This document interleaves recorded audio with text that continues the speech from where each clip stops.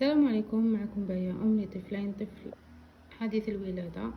راح نعطيكم النصائح اللي فادوني باش نقدر الرضع طبيعي.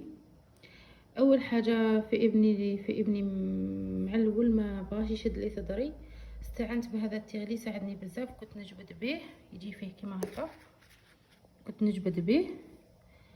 نجبد به ونعطيله يشرب. قعدت واحد 15 يوم وانا نجبد ونعطيله، ما بغاش يشد لي كامل بسيف بشد لي. بعدها ما شد لي قبضني تشققات الحلمه، عيوني تشققات الحلمه. استعنت بهذه البرماده تاع العينين، ساعدتني براتني زعما الحمد لله. وحاجه ثانيه خده تاع الرضاعه تساعد باش يقدر يساعدك، تساعدك باش تشدي الطفل، ما تعياش من ظهرك، ما تعياش من يدك، تساعدك بزاف. انا ساعدتني هذه، انا خيطتها لروحي، ساعدتني بزاف وسهله في الخياطه تاعها. اللي عنده ماشينه في الدار يقدر يخيطها غير وحده. تحبوا نعطيكم القياسات تاعها، نعطيكم حاجه سهله مهله وتساعدكم بزاف في الرضاعه. راح تحسوا بالفرق بيها وبلا بيها، تحسوا فرق بزاف واضح.